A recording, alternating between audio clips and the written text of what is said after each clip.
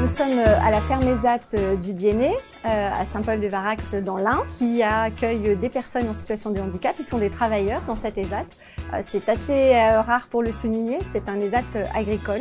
Et cet ESAT a bénéficié d'un soutien de 200 000 €. Cet argent a permis de faire cette boutique et puis de moderniser aussi le laboratoire, puis toute la cuisine qui permet de travailler les produits. Ça permet de montrer aussi au grand public que les personnes en situation de handicap sont des travailleurs avec des compétences, avec des savoir-faire. Et ça, c'est aussi quelque chose qui est important pour nous au niveau de la région, que de favoriser le changement de regard sur les personnes en situation de handicap. Depuis que nous avons voté le premier plan en faveur des personnes en situation de handicap, nous avons accompagné plus de 150 ESAT sur l'ensemble des départements de la région Auvergne-Rhône-Alpes.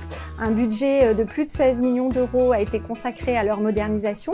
Les ESAT sont vraiment des maillons de la chaîne économique avec des savoir-faire, soit parce qu'ils sont en production directe, mais ce sont aussi des sous-traitants ou des partenaires d'entreprises, de start-up. Et cette sous-traitance, elle permet aussi à des entreprises de notre territoire de ne pas rechercher des partenaires à l'étranger, mais de pouvoir rester sur place. Ce que le président Laurent Wauquiez a souhaité, c'est qu'on prenne en compte les personnes en situation de handicap dans toutes les politiques régionales et de manière transversale. Donc au quotidien, on s'interroge pour savoir si ce que l'on met en place, ça répond aux besoins particuliers de ce public en fonction effectivement du handicap et je dirais des handicaps. Il y a le discours sur l'inclusion et il y a les actes et nous avec la région, on essaye d'être dans les actions, sur le terrain, en proximité et avec du bon sens.